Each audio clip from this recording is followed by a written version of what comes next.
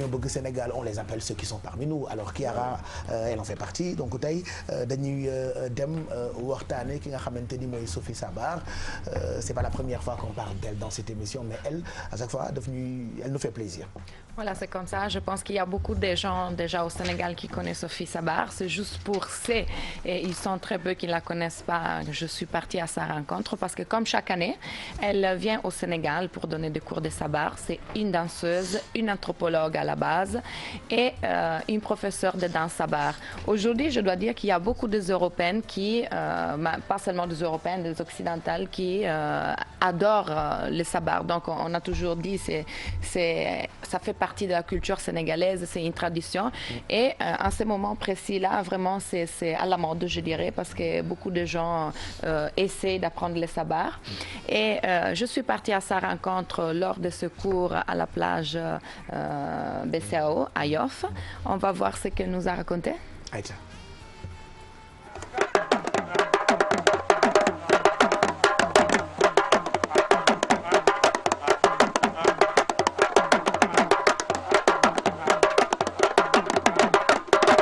Je m'appelle Sophie et comme que personne n'arrive à prononcer mon vrai nom, maintenant on me connaît comme Sophie Sabar, mais avant c'était Sophie Touba et aussi Sophie Ndoye. Voilà, Ndoye parce que je suis mariée à un Lébou, Sabar parce que je fais la danse Sabar et Touba parce que je suis Touba. Voilà. Qu'est-ce que tu as de Lébou? Bon, je danse le Ndawabing, j'aime le poisson, je suis une femme forte, bien avec mes deux pieds sur terre quoi. Voilà. Quand j'ai commencé, tout le monde dansait la danse mandingue et personne ne s'intéressait au Sabar. Mais aujourd'hui, machallah, je vois que Sabar c'est à la mode, donc je suis très contente parce que c'est ce que j'ai essayé depuis lors, faire la promotion pour le Sabar. En fait, il faut que je me prouve double parce qu'il y a toujours la couleur de peau qui fait que les gens disent que est-ce qu'elle connaît ce qu'elle fait. Et donc, mais en même temps, ici au Sénégal, ça donne que des avantages parce que quand on me voit danser, on voit l'effort, on voit le travail, on voit que je me suis cassé les pieds pour arriver là. Donc les Sénégalais en général, ils apprécient. Tu sais, nous, le but de notre stage ici, c'est ce qu'on fait maintenant, c'est le 6e stage. Le but est vraiment de faire un tourisme que je peux soutenir moi en tant qu'humain, en tant qu'anthropologue.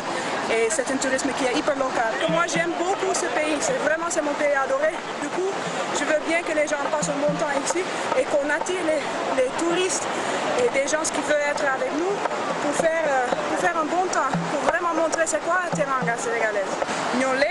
ñoo leen ñu fecc ci géej ba man ak sama équipe kii mooy Ngalandou Sidibé suñu fecckat dama kontaan ci moom kii mooy sama xarit Fatou sama mbokk c'est lébu comme moi Maguette Gueye suñu xarit la sa xarit la tamit Diarra ah man ak moom dañuy yàgg depuis xaw ma daaw Pape Cheikh dama la nam ak haring bi ak fromage indi naa la ay fromage yu bari man dinaa ñëw leen la ci plateau bi dinaa ñu fecc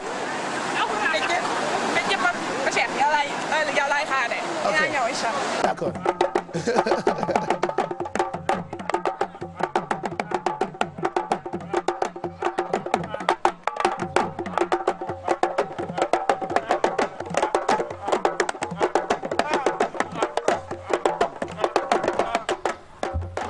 Sophie Sabar, elle s'appelle.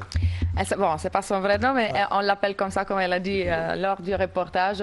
Voilà, Sabar, parce qu'elle fait du Sabar. Elle dit qu'elle a passé elle l'a appelée de plusieurs façons, mais les gens la connaissent comme Sophie Sabar. Et ça fait plus de 10 ans qu'elle fait du Sabar. C'est pas évident, hein, parce que quand on la voit comme ça, bon, moi, je suis particulièrement attachée, parce que moi, je la regardais avant même de venir au Sénégal.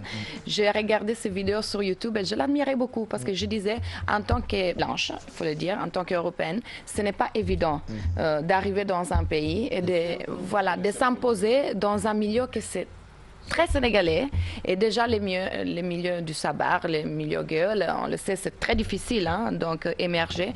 Et comme elle a dit, parce que je lui posais la question, est-ce que c'était difficile en tant justement qu'européenne, elle a dit que parfois ça pose un problème, hein, ça pose un problème le fait qu'elle soit une blanche, mais au même temps au Sénégal ça lui a donné l'opportunité d'émerger, parce que quand même ça a fait sa différence. Ça fait une différence, tu exactement. vois. C'est extraordinaire de la voir danser aussi bien que les Sénégalais. Voilà. Ou mieux parfois. Voilà. Parce que souvent, je dois dire que quand tu es étranger, tu arrives au Sénégal, que tu te retrouves par exemple dans un sabar, ils te font danser, la première réaction des gens, c'est de rigoler. Ouais. Parce que ce n'est pas évident même pour les Sénégalais de danser. Donc je l'ai accompagnée dans des tanibers, dans des sabars, dans les quartiers. Et j'adore comment elle arrive, parce qu'elle arrive habillée avec son boubou. Et quand le sabar est déjà démarré, donc il y a tous les quartiers qui est là. Et à un certain moment, on voit ce dialogue entre elle et les batteurs. Les gens ne se rendent pas compte. Donc, quand le batteur, elle appelle, elle démarre, elle se met au milieu, elle commence à danser. Et moi, j'adore regarder les visages des Sénégalais qui ne s'attendent pas de voir une blanche qui arrive. Ils sont comme ça. Qui dansent comme ça. C'est quoi, ça? Hey, ouais. Oui. Hey, c'est mandé. Ils sont comme ça. Ah, bien sûr. C'est surtout quand elle fait du limble. Attention, un jour, je vais... C'est une femme, elle a des... Mais il faut... Je ne suis pas petite. C'est une jongue? Je suis les... Madame jongue, c'est... Voilà. Voilà. Elle est jongue. Voilà, il faut qu'elle fasse une petite tournée aussi avec Ngoné Ndiaye, pourquoi pas. Mais ce qui est intéressant de son expérience, c'est qu'elle est à la base une anthropologue. Elle a fait des recherches, une thèse en mémoire à l'université qui parle du sabar. Et quand elle donne ses cours, en fait, elle met cette façon pédagogique qui apprend pas seulement les pas de danse, la musique, mais aussi tout ce qu'il y a derrière côté culture. Et je pense que ça, c'est vraiment extraordinaire. Vous pensez qu'il y a eu pas mal de festivals de musique africaine dans le monde et en Europe. Elle a été appelée en Allemagne lors d'un festival de musique africaine pour représenter la danse sabar. Et je trouve que ça, c'est extraordinaire. Et ça montre que la culture, ce n'est pas forcément lié à l'appartenance d'un pays, mais c'est l'apprentissage. Combien on aime une culture, on s'implique. Elle a dit aussi dans le reportage, maintenant, le sabar, c'est à la mode. Et elle qui donne des cours, elle a dit souvent, l'erreur qu'ils font les gens, c'est qu'ils veulent tout de suite s'imposer ou bien... je vais faire un petit cours, je vais commencer à danser. Elle a dit non, il faut vraiment beaucoup de patience, il faut beaucoup d'apprentissage, il faut se donner à fond. Il y a beaucoup d'artistes qui ne sont pas forcément sénégalais, qui sont dans le milieu de la danse et qui ont fait des années. Ils sont venus au Sénégal. Et donc voilà, c'est son expérience, je pense que c'est un exemple peut-être à suivre. Et surtout, la chose aussi importante qu'on peut soulever comme réflexion par rapport à son expérience, c'est lié par exemple au tourisme au Sénégal. Parce que les sabars, ça attire beaucoup de gens. Ça fait partie, comme on l'a dit, de la culture sénégalaise. Et les gens adorent ça. Parce qu'effectivement, quand on va dans un sabar, même si on n'aime pas la musique, on est, comment dire, on sent l'énergie. On est fasciné par ces femmes qui dansent, par l'énergie.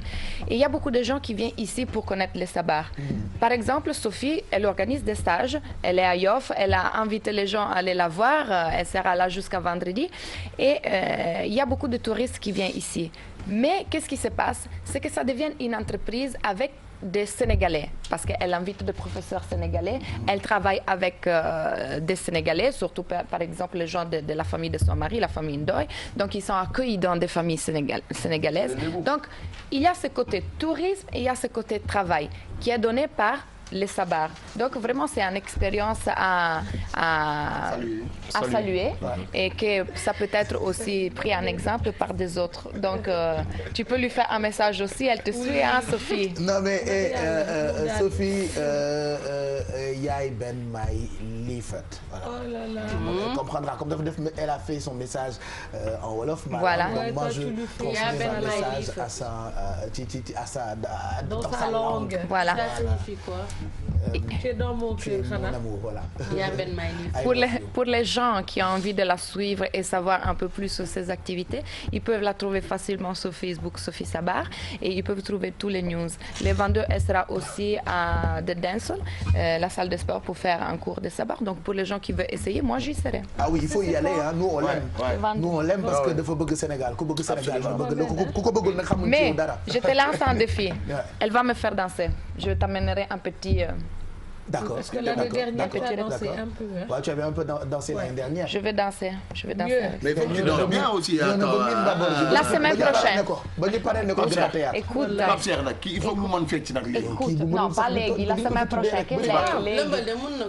lëmbal tu sais. waaw lëmbal rek lëmbal moo tax ñu tuddee. Semaine prochaine semaine prochaine on tuddee woon ko soirée. c'est normal comme ça j'amène moi aussi mon arsenal. jeex na. donc mercredi prochain Kiara dafay lëmbal.